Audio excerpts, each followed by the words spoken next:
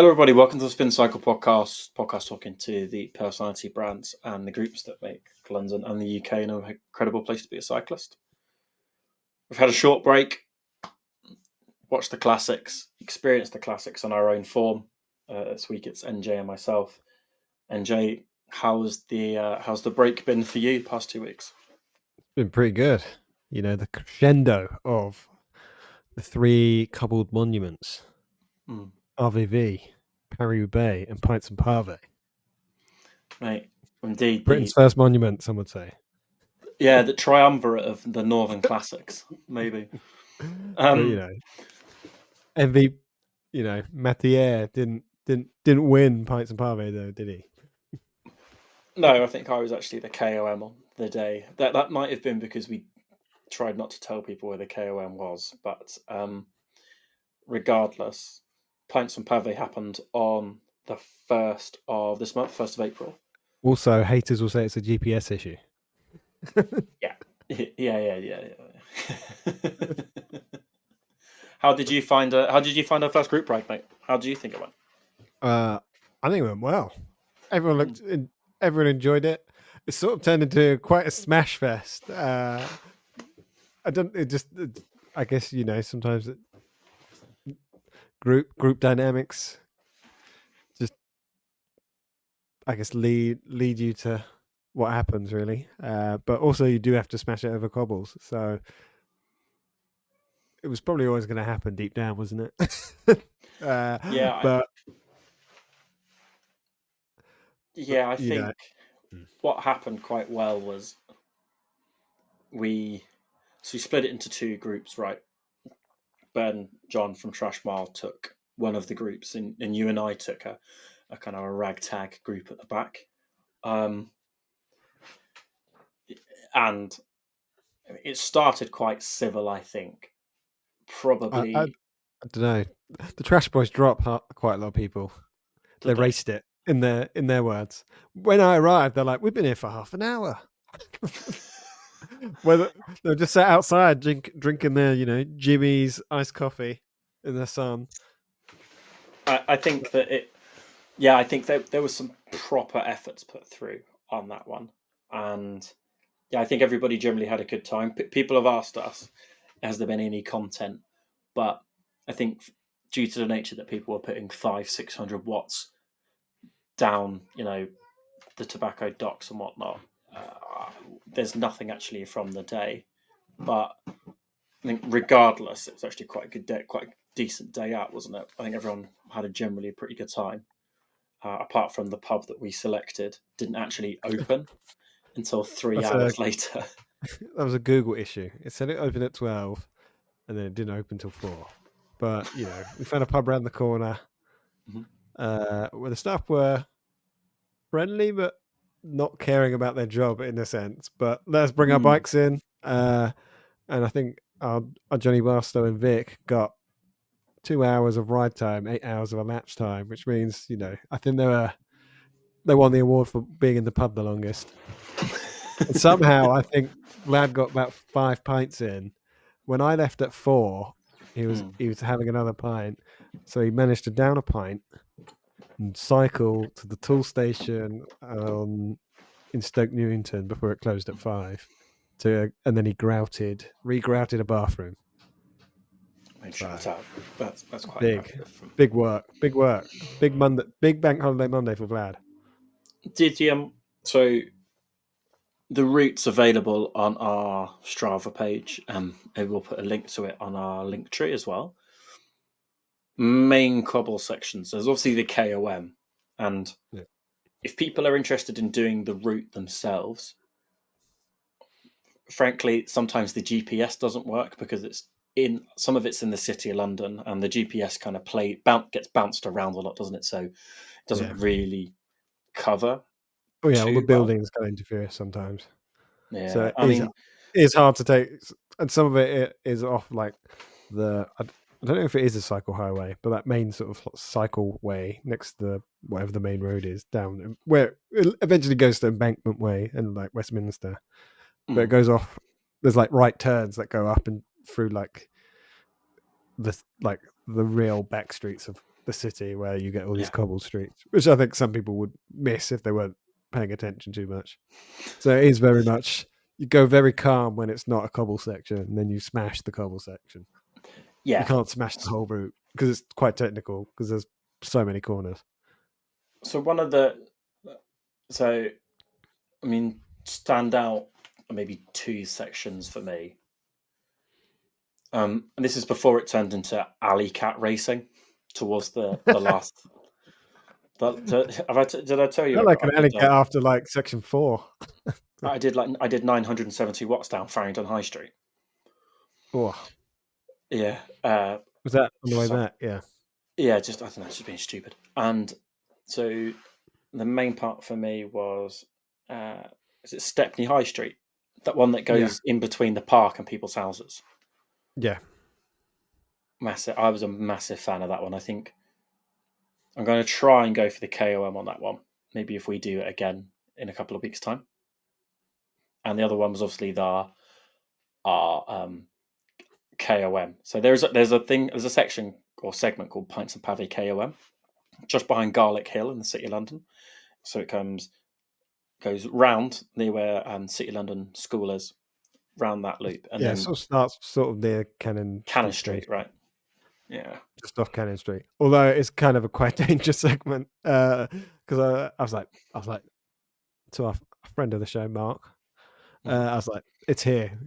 You got to slam it from here, follow it round, but then there's like a crossroads where all the Deliveroo drivers come through, where those lights are, sort of near the Bloomberg building. You know that crossing, Yeah. where all the bikes come down, and it's over a crossroads. So it's like we started winding it up, and then you have to slam on your brakes. So we may have to delete that and redo one. But so the reason I did that is because Strava doesn't let you do like 100-meter segments anymore. You have to do them a certain amount of length. Really? Strava. Vlad, who came, I think, third on the day, told me that the reason he didn't get the KOM is because I chopped it. Oh, you chopped it. So, Chop a can. So I shouted at Vic, a friend of ours. I shouted at him to get out of the way because he was on my line and I was going for the KOM. And Vlad said he was just like cigarette paper away from my wheel. And I just like cut the apex of the corner on the way back straight up the cobbles, and he said he had slamming his brakes. And allegedly, that's the reason why he didn't get the KOM of the day. But we've all got reasons. I don't know. Yeah, I feel like Johnny went round there very quickly. He was in front of me, but he didn't like go up on the leaderboard. He might have taken a wrong turn. But when we're coming down that sort of like the what I like to call the Trinity Loop, it's like where the Virgin Gym stuff is. There's a guy on the edge of the corner, and I thought he was about to step out on that pub. It was scary stuff when you're like hurtling down, about to like full sender like cobble corner. But highlights of the route for me, highlights of the day. So Stepney High Street. Yeah. Pints Pavé KOM, and then Leon doing it on a Brompton. That was amazing. And then full aero wear. But with aero over socks on. That was good. And then can't quite remember his name, but he Jack on Boris bike. Jack on a Boris bike. That got me too. So headset intact, no punctures on the day. One person had a puncture early on, but that's because they went through glass. But yeah, how about what are your highlights, mate? I like going up back hill. Which is in Farringdon, sort of near Piano Works. That nice cobble climb. It's only 100 meters, but it makes you feel like you're an RVV, doesn't it? When you go up those, and like an incline with a bit of cobbles, feels quite nice. I don't like Chartered House Square. I find that's very uncomfortable, just because it's got all those like beams and stuff. But it is like it's an essential one to have on the route. Is that the one that's got a cobbled speed bump in it? And then it goes into like a wooden gate. Yeah. Yeah. I was like, maybe if they weren't there, it'd be way more fun. But I understand why it probably is there. I liked, I guess, all of the ones in Warping is something like, or Wapping. So that is like so good. When you hit that, get into Wapping over the bridge, and it's just like cobbles for like days. and Love then it. you go around the corner, but then you're like, I don't know how much grip I actually have on the because Yeah. usually when we're slamming most of these ones, they're all straight lines, and this was the first time I was like, I'm going 32k at like about 20 miles an hour, and now there's a corner on cobbles, and I don't really know what to do, and there's a runner in the road. I loved going over the bridge and then Yeah. like all the wharf buildings suddenly becoming quite narrow. And you've got that video from your GoPro where I slow up. It's because there was this big fucking bollard in front of me and Nathaniel Oh yeah, that that was I in thought the was good. tobacco docks. Towards the end of that, it's like 400 meters, so we like the whole video we do pretty well, and then towards the Mm, end, it's just like a lot of, I guess, street furniture, isn't it? mm. But yeah, it was a decent day had by your. We're going to do another one, right? Kind of We are. I've ending. already locked us up a route. We'll do a bit. We'll start with sort of more West London based cobbles. Mm. So it'll start around Covent Garden way, and hopefully when we do it, it'll be so early in the morning there's no one there, so it's not going to be too stressful. And then I'll follow sort of like the route the classic route that we've done through like Hoxton and Stepney Green, Bethnal Green, Whitechapel, Warping, and then back through the city, and then we'll Perfect. probably end up in Via, and then to a pub that we know is definitely open this time. And we might have a sponsor for the day. Oh, TBC. but well, yeah. TBC. I've been networking. An introduction from one of the guests we've got coming on the podcast in a couple of weeks. So everybody look out for that. T-shirt still available on our website, spincyclepodcast.com, or you can find it in the link tree. But maybe we should head to a break, NJ, and talk about the other two important Cobble Classics that happened over the past 2 weeks.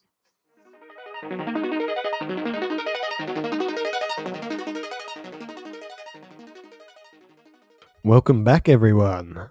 So, Cam, we've spoken about the first cobbled monument of London.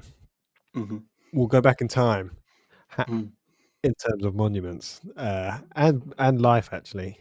But you went to Paris Roubaix, and you also met one of the guests, didn't you? One of our previous guests was there with you. So take us behind the velvet curtain. So yes, I was in Lille for the weekend of Paris Roubaix, out on a Saturday, back on a Monday. It was my daughter's birthday over the weekend, and to be honest with you, my wife was saying that maybe we should go somewhere, and it was one of those things where, if honestly, I thought we'd go to Lille, and it's just so happened that Paris Roubaix was on, but turns out actually we were going to Lille to go and watch Paris Roubaix, which is a really nice thing, and we mistimed the ferry, so we rebooked it. Cut a long story short. I bumped into Nathaniel Wong in Lille as well. Oh, lovely. Mr. UC. Mr. UC himself. He was just in Lille for a weekend away that happened to be on the weekend of Paris Roubaix, but he went away. He returned on the Sunday before the time. But yeah, I met John Snell from Trash Mile, who has been on the podcast already. He came with us. So I was texting him as well, and he was like, "Oh, how are you getting to Paris Roubaix?" So it's because I'm looking at the map now, and it says that I might have to take a tram and then get on a coach to get to Carrefour de l'Arbre. And I just said to him, "What are you talking about, mate? I'm just going to drive there, park my car, and get off." So him and his wife they were in the car with us, and we've got a protocol now. So we went to Gruson. So Gruson is the segment after Carrefour de l'Arbre. So it's 3-star. Is it the famous one where? Is it the famous one where it was at Yves Lampert's got hit by that fan, and where Van der Poel was like on the smooth bit and nearly hit the sort of that's it. I don't know what you want to call them, bollardy kind of thing. Bollard, yeah. So those bollards, they have the faces. Right, is that, or is that the next one? No, that's not that one. So they put the bollards are really strange as well, actually. So bearing in mind you've got dirt tracks on the side, you've got the pavé in the middle, kind of crests the middle of it. And what they do is the bollards sit just to the side of the pavé. So there's maybe like 30 centimeters above it, and the gendarmes come and inspect that people haven't moved them, so they're not on the pavé. It's quite cool. But yeah, got the protocol down now, and I think we went slightly underprepared. I say underprepared, really underprepared, and we took a 2-year-old baby with us. So got there at 12. First thing that happened was that the juniors came through, and we saw the juniors, and we were like, they seem quite young, they seem quite small, and they didn't seem like they were going that fast, to be honest with you. They're going quick, but they weren't going 55k an hour. And yeah, it came through, I think, at 3 o'clock. But bearing in mind, we've seen the Tour de France 4 or 5 times as a family. We were woefully underprepared for Paris Roubaix. And it's one of those ones where when we got to Gruissan, there was camping cars and people had get it all set up, and some guys got their TV up, and they were like people just dancing around and being a bit loose.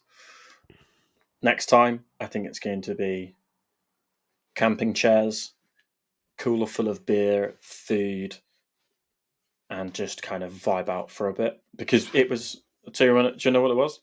It's the 4 of us and my daughter. My daughter was in a high chair. She had a couple of bottles of milk, and John had a 6-pack of Kronenberg. And that's all we had as sustenance to maintain us for 3 hours. All I'm thinking is, the Spinc Cycle VIP tent in Gruissan. Mate. And so the funny thing about Gruissan was, like, when we got there was this tiny little space. We've got like a little golf right straight into space. And when we were leaving, that place was heaving. It was 20 minutes to get there. I think it took us an hour to get back. Oh. And the thing about it, so Gruissan's 3-star sector, and we were like, shall we go to Carrefour de l'Arbre? Iconic. Lovely, right? And I think also because Van der Poel went 57 k's out, it's not like Carrefour de l'Arbre is going to be like a decisive segment like it has been in years past, because you're just going to, like, we saw him go past at 55k an hour, and it's so fast.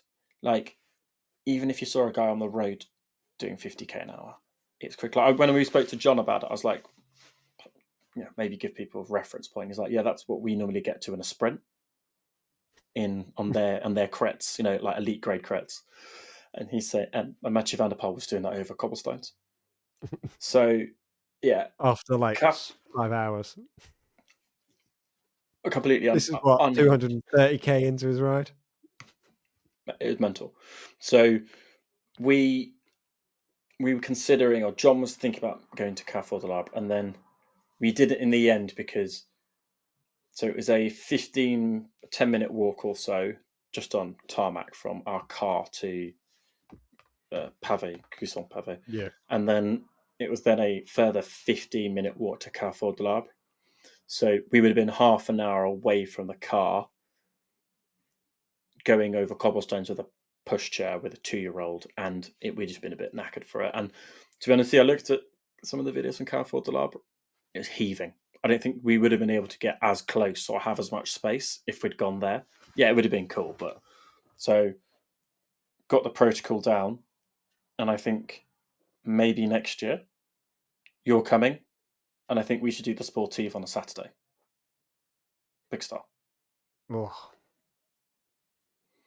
that sounds tasty. A weekend, a festival of cycling. Spinc Cycle Festival. It'd be a luxury, a curated weekend for cycling aficionados. Is that what you're saying? A fire festival for cyclists. But we've got to do it properly. 23s, 100 people. We need to get the ping going. Right. It's crazy. What was that statistic you were telling me about the time? I think, well, I don't know how true this is, but is it Cyrus Monk who's on Q36.5? I think he's finished outside the time limit, but his average speed was still like 41k an hour to show how fast it went. So basically, I think everyone who finished this year's Paris Roubaix went faster than Fabian Cancellara, who won it 10 years ago. But obviously, it's all raced completely different, and And everyone's just getting faster now, aren't they? With all technology and carb intake, and just the way that you race from literally kilometer zero. Whereas back in those days, it was probably they wouldn't do anything until after Arensberg, right? The Forest of Arensberg. Yeah, Arenberg Trench, and then you would kind of really start going. Because I remember it was like there was a breakaway, and then everyone would just like come in as like a peloton. Whereas this time it was like, oh, they did like one segment, and then it was like, boom, crosswinds. Mate, it was very windy, super windy. But yeah, I mean, it's been a pretty, I say, good classic season. The three main ones are over, including Pints Pavé. But yeah, did you enjoy RVV? I did. RVV's my favorite, I think, but I think that's because of the whole Belgian What it means to cycling. Belgium, yeah, Yeah, like a national festival, basically. yeah, that's it, right? Like the whole country gets behind it, and it's like it's a bit more storied. But Roubaix means a lot to me as well because when my daughter was born, 2020, 2022, she was born. She was 4 days old when Paris Roubaix was on, and we watched it. So she's 2 years old, but she's seen 3 events and seen it in person once, which I think is a pretty good hit ratio. So it means a lot to me. But yeah, Flanders is just Flanders. I feel has more iconic parts, and just like Oudenaarde itself is just a cycling town, and I think I prefer the kind of whole atmosphere of Roubaix of RVV myself. How about you? I think I've always loved Paris Roubaix because it's just mental, isn't it? It's like you always say in commentary, they wouldn't be enough to do it now. It's just like the craziest like how they used to race that on 23s and all of that. I don't know, but I don't know. I just like I guess just because there's no. I think what I want from Paris Roubaix is like a build-up race because RVV kind of has all the build-up races, and it always and the way they do it is like it's RVV and then it's Paris Roubaix a week later, so it feels like all of that is like the build-up to, but it's a completely different race and different road in a completely different way, and then it's like back to like today it's like Branch Chapelle, which is like sort of where like Wallonia meets kind of Flanders kind of, but yeah, kind of feels like Paris Roubaix needs to be like in autumn where like Lombardia is, and then you kind of have that kind of build up with whatever I forgot what all the French races are, which would Well, I'll tell you what. Maybe when like post COVID, when there was that wet Roubaix in October, was that when Sonny Cabrelli won? Yeah, that was amazing. it was good. It kind of spaces them all out because they're all kind of like front loaded, aren't they? Because I always find with cycling, everything's front loaded to the Tour, and then after the Tour, it's kind of like what we're gonna do for the next 4 months. Thing is, I feel like that, and then like by the time the Vuelta ends, and I'm not the biggest fan of the Vuelta. I think it's just a bit crap. But like by the time the Vuelta ends, I'm like, okay, I'm done now. I want the next season to come. And then when I'm just waiting over Christmas for something to happen, and I'm watching TDU where they do the same parkour every year. I think they're moving it next year. I think it's not going to be in Adelaide. TDU's dross. Can't stand it. So they just do the same routes every year. Do you not believe in the Middle Eastern races? Are you saying that the UAE tour is just the globalization of cycling? Did you read that article? Is it called like One Pro? Is it the One Pro Cycling Project, where they're trying to do essentially what they did with the Live Tour and the PGA Tour? I think they're trying to do that. Oh, well, muscle. Yeah. If anything, I'm all for it. If like we get full coverage of every race, and like there's like the promoters actually like people who make these races can make money, so we can have, I guess, a better experience from a viewer. Yeah, see, it kind of was good with like, GCN Plus, and it's kind of taken a step back. That's it. Like, even if you wanted to watch Strada Bianchi, coverage didn't start and then I think we got like half an hour, and then Poggy went off, and it was like, okay, that's the end of it. Yeah. Like, but the whole part about the cycling bit is, kind of watching it and learning about provincial French towns. But I think it does need to change. I'm a bit bored of Discovery Plus, although I will say on their app, I don't know if it's like a mobile phone thing. They now have they tag timelines, so you can, when you're watching coverage, if you're jumping into coverage late, like we were with Roubaix, it's got milestones. You can click on something and it jumps you on a timestamp to where Van der Poel made an attack or where someone had a crash and things like that. So that's clever, but it's not exactly groundbreaking, and GCN could have done it if they fancied it. So, I think we lost more by losing GCN than we did by gaining Discovery Plus, frankly. Yeah, but it's more of a boardroom discussion than a let's make cycling better discussion. Did I oh mate, did I tell you this? So Ned Bolting. Ned Bolting was doing his road book of cycling, right? Cycling Almanac, it's called. Yeah. And he did an event at I can't quite remember. And he did a Q&A at the end. And I said to him, so do you think that someone needs to come in and do a Bernie Ecclestone with cycling? Where you buy up all the licenses, distribute the money between the teams, and then the teams can get wealthy by sponsorship, there's a cap, and there's an understanding about points rather than just arbitrary UCI points, which, you can do ChatGPT races in Belgium. And Mark Hershey special, is that what we're saying? Yeah, just do like stupid ChatGPT lessons, or the fact that you can do the Tour of Penang and it gives you the same amount of UCI points as if you win a stage at the Tour of the Basque Country. So, and he shot me down so quick. He was like, no. Well, he's like, I think the disjointed nature of it is what makes cycling great. I don't want someone to take over and to turn it into a business, this great thing of cycling. I'm like, I don't know. I think that part of cycling died when people like Chris Froome were on €6 million a year, which this is talk about that. So €6 million a year is what, €500,000 a month. It's €125,000 a week. That's footballer money. It's decent. Not bad, is it? When you think about it that way. Yeah, I think that's what Poggy's on these days, right? Maybe to know a bit more.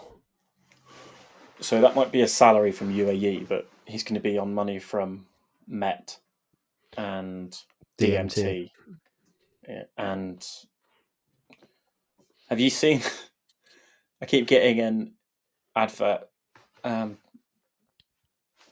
ping up on Instagram for Absolute Black ceramic lube, and Poggy is reading off an auto cue, and it looks like they've kept him hostage. We'll put that in the show notes. I could see how that can, because he's got, I guess he's got quite like a big personality, isn't he? And he's quite natural, so you can usually probably tell if he's reading off a auto cue. So bad. I love the Absolute Black lubrication. No, it's genuine like that. So he picks it up and he goes, "We've been testing Absolute Black on all of our bikes," and extends his arm to camera. This is like, to be honest with you, not self-promotion, but if anyone sees that advert, in the comments I put #FreePoggy, and it's up to like 100 likes. from the Spinc Cycle Instagram account as well. Amazing. That's good. I'm going to have to hit that like button. Yeah. So, future endeavours. How do you think the pod has gone so far? As we're up to 17 episodes. So that's quick maths. About 3 months. Yeah. 4 months. Yeah. Happy with it so far. Yeah. I know we spoke about it a couple of weeks ago, but just thank everybody for watching, downloading, listening on your smart speaker I'd like to, if whoever's listening on their smart speaker, can you please send me a DM on Instagram? Because I'm absolutely fascinated if you're in the kitchen and you say, "Hey Alexa, play the Spin Cycle podcast," because to me that's just completely wild. And if that's true, let me know. I'll send you some stickers or something like that, because yeah, that's pretty cool. I will say to people, if you're listening to this, make sure you subscribe on iTunes, Spotify, wherever you get your podcasts. Just means that when we release YouTube, just means that when we release the episodes, you get push download, because we do them on Monday morning, right, at about 3 o'clock in the morning. So if you're commuting into work, it'll be downloaded on your device automatically. So yeah, just make sure you do that. But yeah, happy with how it's going so far. Yeah, very happy with how it's going. I think the Pints Pavé kind of showed how well it's been received, as there was obviously our mates were there to make sure that there was people there, obviously, but there was quite a few people that we'd never met before, which was quite a humbling experience. That they gave up their time to come ride the couples with us. And next time I don't know how many people you spoke to, Cam, but I felt like I spoke to a load of people. And I'd like to thank all our previous guests who also came. So like Jan.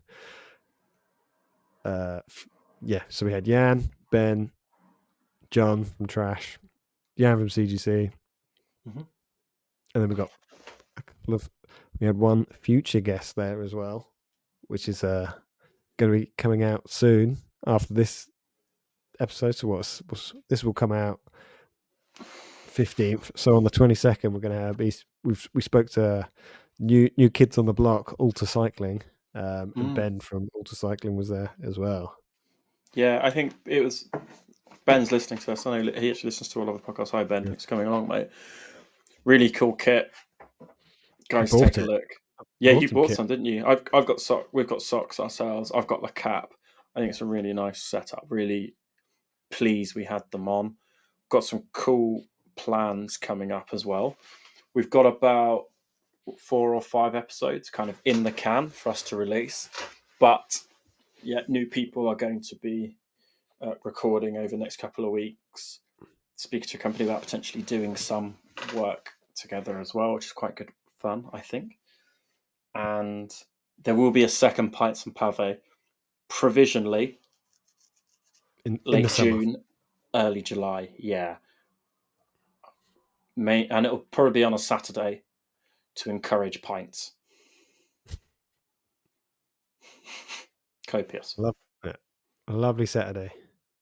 Yeah, because if we did it on a Sunday, a lot of roast dinners about, which is kind of hard for pubs live on like Sunday lunches, don't they? So it's probably Saturday's probably a better one if we can't find a good bank holiday. There's just no bank holidays in that time because we can't do August. Yeah, because I'm getting married again. So that kind of wraps it up from me. I don't know if you got anything else to add. I want one question. I'm just going to throw this on you, Cam. For which we may start asking our guests, if we were to open a Spin Cycle Hall of Fame, it could be anything, Cam. What would you put in it? White Aero socks every day. Any particular brand or just a general? So I was in a really weird place on the internet. I found that you can buy the Deceuninck Zwift Aero socks on their website. I don't know who manufactures them. Yeah, I don't know who manufactures them. They don't say. They just sell them on their website in their casual kit section. I was on it yesterday. I'm gonna have to deep dive this. Yeah. That would probably be what I would do. Oh no, I know what I do. Cycling Hall of Fame, white laced cycling shoes. For me, that's Cycling Hall of Fame. I think the U-Dog shoes, the original Giro Synths, the S-Works, Torch, Lace. All of these impeccable white lace-up cycling shoes. That's for me. That's Spin Cycle Hall of Fame entry number 1. White lace-up cycling shoes. I think they are the cleanest you can do. They are very like in vogue, aren't they? Getting the. Do you like it hard shelled or with like a soft fabric? Because I think those ones Pog wears are quite soft fabric, aren't they? But the ones that you've just acquired are quite kind of got that leather feel to them. Yes, the pair I've just acquired are more leather feeling. The Pog ones are more of a knit. I went and tried on the DMT ones. Very, very expensive. And I just didn't feel that you got a lot for your money, frankly. Yeah. So I decided after a 5-year journey on eBay to find this pair of shoes. I found them last week, and I'd like to say hello to George, who sold me the pair of shoes. George, thanks for the shoes, mate. I'll send you those stickers next week. Lovely. Also, if anybody would like some Pints Pavé stickers, I'm going to take them off our web. I'm going to take them off our website. I put them on there before. Somebody did buy them. I'd just like to say thank you to Gareth who did buy them. But I ordered 50 and they sent me 500. So if anybody would like stickers, just put a £1 donation on our website for stickers, and I will just send them out raw mail to you. So yeah, if you'd like some Pints Pavé stickers, let me know. Just buy them on our website for £1. I'll get them out. Have you got any next to you? Show the camera. Yeah, I do. What? Yeah, hang on. There you go. This is going to be great for an audio feature, but if you're watching on YouTube, you'll be able to see what they. I want it like a online, the shopping channel, like you're on The Apprentice. Pints Pavé, they have right big propagandists. They've got our logo in blue, our logo in white, kind of a tombstone thing that you find on the side of a mountain in France. Pints Pavé logo, and our little person, Benoit Blanc, which is a kind of a play on words from the person from Knives Out. And I also like calling him Chippy. It makes Chippy. Pretty. And Pretty. So, how about you? What's in your Hall of Fame? Oh. I always want to go, deep meta, be like just the wheel, but well, we'll just assume the wheel. We can't. We'd have to go a type of wheel.